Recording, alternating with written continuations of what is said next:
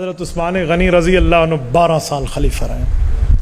پہلے 6 سال حضرت عثمان غنی کے بہت پرامن بڑے زبردست گزرے ہیں, کوئی مخالفت کچھ نہیں ہے. لیکن ایک طبقہ جو حضرت عثمان کا صرف سیاسی نہیں مذہبی بھی مخالف ہے. عبداللہ ابن سبا جو ایک یہودی تھا اور اس نے مذہب اسلام کا لبادہ اوڑھا. بعض یہودی ایسے ہیں جنہوں نے مذاہب کو خراب کرنے کے لیے اس مذہب کے لباسے اوڑھے ہیں. جیسے ایک یہودی تھا جس کا نام تھا پولس, اس نے یہودیت کے لبادے میں عیسائیت میں آیا اور عیسائیت کا لبادہ اوڑھا, یہودیت کے مذہب سے آیا, اور عیسائیوں میں یوں اس نے روایات ادھر ادھر کر دیں کہ ان کے 2 گروپ بنا دیے, ایک پروٹسٹنٹ عیسائی ہے اور ایک کیتھولک عیسائی ہے. اسی طرح ایک اور یہودی ابن سبا مسلمانوں کا لبادہ اوڑھ کے آیا اور اس نے آ کے یوں پھیلانا شروع کر دیا کہ حضور پاک کے بعد تو علی المرتضیٰ کو خلافت کا حق تھا. حضور پاک علیہ الصلوۃ والسلام کے قریبی, حضور کے داماد, رسول اللہ کے جو ہے نا چچا زاد بھائی, حضور پاک کے پوری ترتیب. ابو بکر کو ویسے ہی ملی, عمر فاروق کو ویسے ہی ملی, عثمان کو ویسے ہی ملی. یہ شرارتیں تو یہی تھی, لیکن عنوانات یہ نہ دیے, عنوان کچھ اور دیے. عثمان غنی نے فلاں کے قتل کا حکم دیا, جی یہ دیکھو عثمان کی مہر لگی ہوئی ہے, یہ کھاتا ہے, بھاگم بھاگ. اچھا لوگ دیکھیں, بات مان لیں. وہ اس زمانے کی بات تو نہیں ہے جس زمانے میں ٹیلی فون پہ پوچھے, ہاں قاری صاحب معاملہ ایسے ہی تھا, جی نہیں تھا. یہ تو نہیں ہے نا, مہینوں کے سفر ہو جاتے. اور یہ عبداللہ ابن سبا صوفی بصفا بن کے اللہ اللہ کرتے, تسبیح ہاتھ میں رکھتے, داڑھی اور پگڑی رکھ کے لوگوں کہتے جی نماز پڑھا کرو, روزہ رکھا کرو, حج کیا کرو, زکوٰۃ دی, یوں نیکیوں کی باتیں سمجھانے میں صوفی مشہور ہو گیا تھا. تو جب یہ جیسا بندہ کہے بات تو ٹھیک ہے لیکن حضرت عثمان نے جھوٹا خط لکھ دیا, اللہ ان کی مغفرت, اس طرح کی منہ بنا کے, اس طرح کی جھوٹی باتیں کر کے جو بات کرے تو اگلا کہے گا وہ حضرت عثمان بندہ تو بہت اچھا, شاید بھول گیا ہو یا غلطی ہو گئی ہو. یعنی اس طرح اس بے ایمانی نے کام کرنا شروع کیا. اور صرف مصر نہیں, صرف مکوکس کے شہر اسکندریہ میں جا کے نہیں, صرف یمن میں نہیں, صرف عراق میں نہیں, صرف ایران کے معاملات تک نہیں, کوفہ اور بصرہ تک نہیں, ہر جگہوں میں جا کے کیا. اور حضرت عثمان کے خلاف ترتیب اور بندے اکٹھے بند. اور اس کے پیچھے لائن کس کی ہے, معاملہ کس کا ہے؟ اس کے پیچھے شاہ روم جو وقت چل رہا ہے نا, قیصر روم, اس بندوں کے معاملات طے ہے. آپ کتب اٹھائیے, میں نے اس پہ تفصیلی شہادت پر کوئی 1.5 گھنٹے کے لگ بھگ گفتگو کی ہے, صرف شہادت عنوان پہ. آپ میرے یوٹیوب چینل آفیشل پہ جا کر دیکھ لیجئے. اس میں نے حوالہ جات سے بات ثابت کی ہے کہ اتنے کروڑ روپیہ موجودہ دور کے پاکستانی بنتا ہے جو حضرت عثمان غنی کے لیے قیصر روم کی سلطنت نے عبداللہ ابن سبا کو دیا. یہ پیسہ ایسے نہیں لگا, یہ قتل عام ایسے نہیں ہوا. اور اس اثناء میں اس نے چند اپنوں کو بھی ساتھ شامل کیا, جن میں حضرت ابو بکر صدیق رضی اللہ عنہ کے بیٹے حضرت محمد بن ابی بکر رضی اللہ عنہ بھی شامل ہیں, جو بظاہر یہ سمجھتے تھے کہ حضرت عثمان غنی نے عہدوں پہ قبضہ کیا ہوا ہے, حضرت عثمان غنی نے فلاں کو بٹھا دیا, حضرت عثمان غنی نے مور لگا کے فلاں. جھوٹ کیا بولا, بندے دیکھو جی اس گورنر کو بدلیں, جی ٹھیک ہے بدل دیا. حضرت عثمان غنی نے بدلنے کا حکم دے دیا, اس کی جگہ کیسے کہا, جی ابو بکر صدیق کے بیٹے کو, جی ٹھیک ہے انہیں بھیج دیا. راستے میں اپنی طرف سے حضرت عثمان کی چرائی ہوئی جھوٹی مور لگا کر لکھا کہ محمد بن ابی بکر جیسے پہنچے اس کو قتل کر دو. تو خط راستے میں دکھا, اے تو گورنر بن کے جا رہا ہے, یہ عثمان نے تمہارے ساتھ دھوکہ کیا, نعوذ باللہ, اے تیرے لیے خط لکھا تجھے مار دیا جائے.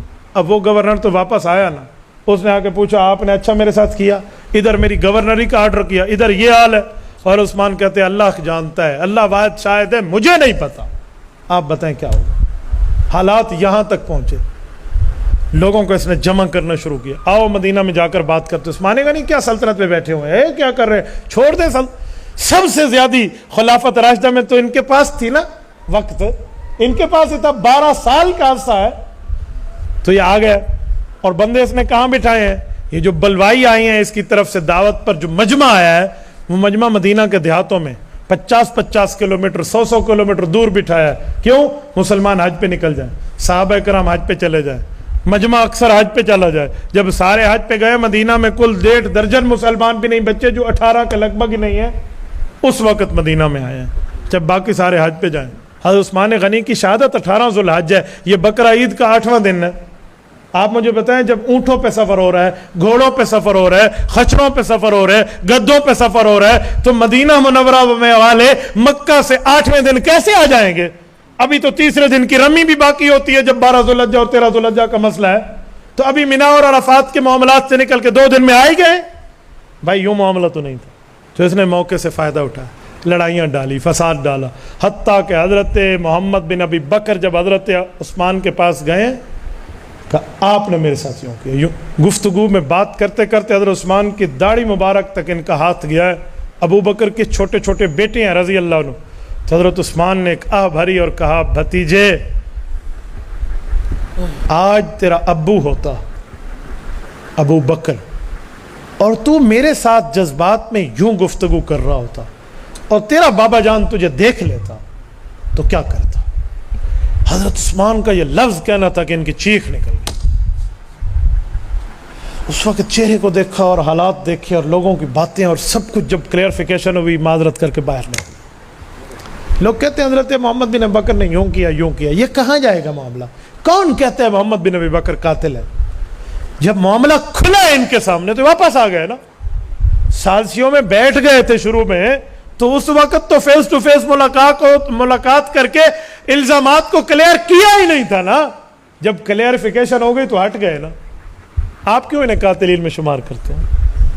الموت الاسود کے لفظ آتے ہیں کہ یہ قاتل تھا۔ موت الاسود یہ نام اس بے ایمان کا جسے عبداللہ ابن سبا کہتے ہیں، کالی موت۔ تو آخر وقت حضرت عثمان غنی پر وہ پانی بھی بند کر دیا گیا جس پانی کو عثمان نے یہودی سے خرید کے اللہ سے جنت لی تھی، حضور پاک علیہ الصلوۃ والسلام کی زبان سے جنت کی خوشخبریاں پائی تھی، مسلم غیر مسلم پر اس پانی کو عام رکھا تھا، وہ پانی بھی بند کر دیا۔ 1 2 دن 4 دن 5 دن 10 دن کی بات نہیں ہے، 40 دن کا معاملہ ہے۔ مجھے بتائیں گھر میں رکھا ہوا پانی کا مٹکا کب تک چلے گا؟ انہوں نے وضو بھی تو کرنا ہے، گرمی کا غسل بھی تو کر رہا ہے، انہوں نے پانی پینا بھی تو ہے، کہاں جائے گا اور کب تک پہنچایا جائے گا؟ بلوائی ایسے ظالم ہیں جو پانی پہنچانے والے جو جا رہا ہے مٹکا اٹھا کے اس کے مٹکے کو بھی توڑ دیتے ہیں۔ حضرت علی المرتضیٰ غیرت سے اٹھ کر حضرت عثمان کے پاس آتے ہیں کہ امیر المؤمنین یہ اس حد تک بے غیرتی پر اتر آئے اور آپ نے ہم پہ پابندی لگا رکھی ہے کہ انہیں کچھ نہ کہیں، خدا نہ ہمیں حکم کیجیے ہم ان کے ساتھ اپنی تلواروں سے نبرد آزما ہو جائیں۔ حضرت زبیر آ رہے ہیں، ساری حضرت زبیر نہیں، حضرت یہ علی المرتضیٰ رضی اللہ، حضرت عثمان غنی رضی اللہ تعالی عنہ کوئی اجازت نہیں دے رہے، کہ جی میری ذات کا مسئلہ ہے، مدینہ میں خون بہے عثمان کی ذات کے لیے، کہ جی نہیں۔ سب کہتے ہیں حضرت آپ کی ذات کا مسئلہ تو ہے لیکن اب تو مسائل بڑے بڑھ چکے ہیں، اب تو حضور پاک علیہ السلام کے شہر کا امن و امان کا مسئلہ بن گیا ہے، آپ اجازت دیں۔ حضرت عثمان کہتے ہیں امن امان کا مسئلہ تو خراب تب ہوگا جب میں لڑائی کی اجازت دوں گا، جب میں لڑائی کی اجازت نہیں دیتا علی حکماً کہہ رہا ہوں آپ نے تلوار نہیں اٹھانی، آپ نے تلوار، آپ کو میری طرف سے سب کو منع ہے، کوئی نہیں اٹھائے گا۔ تو اب سب کے ہاتھ بندھے ہوئے ہیں نا، کون جواب دے، کون لڑے؟ امیر المؤمنین کا حکم ماننا فرض ہے، خدا کی قسم جہاد بہت آسان ہوتا ہے، اطاعت امیر مشکل ہو جاتی ہے، تو کیا کریں؟ لیکن اس کے باوجود بھی صحابہ نے اپنی اولادوں کو حضرت عثمان کی پہرہ داری پہ ٹھہرایا۔ حضرت عبداللہ بن زبیر بھی ٹھہرے، حضرت زبیر کے بیٹے، اور حضرت حسن اور حسین رضی اللہ عنہما بھی ٹھہرے، علی المرتضیٰ کے شہزادے۔ حضرت حسین رضی اللہ عنہ نے جو کربلا میں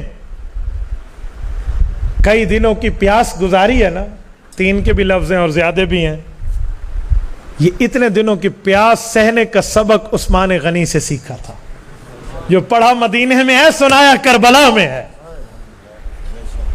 اس موقع پر حالات یہ ہیں، ادھر آ کر یہ ظالم حضرت سیدنا عثمان غنی رضی اللہ عنہ سے لڑ رہے ہیں، اور حضرت عثمان غنی نے حضرت علی المرتضیٰ کو فرمایا تھا کہ مجھے میرے نبی پاک نے ارشاد فرمایا، یا عثمان ان اللہ یکمسک قمیصا فإن ارادک المنافقون ان تخلع فلا تخلع لهم۔ امام ابن عساکر نے تاریخ ابن عساکر میں لکھا ہے کہ حضرت عثمان غنی نے فرمایا مجھے میرے پاک پیغمبر علیہ السلام نے فرمایا تھا عثمان رب آپ کو عزت کی قمیض پہنائے گا، یعنی خلافت کی۔ منافق بے ایمان کہیں اتار دے تو ان کے کہنے پہ مت اتارنا، میرے ساتھ آ کر مل جانا۔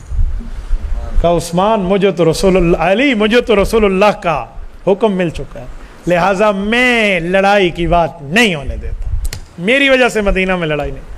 حضرت معاویہ رضی اللہ عنہ کو فرستادہ نمائندہ آیا تھا خط لے کر کہ امیر المؤمنین ملک شام دمشق تشریف لائیے، حفاظت ہم کریں گے۔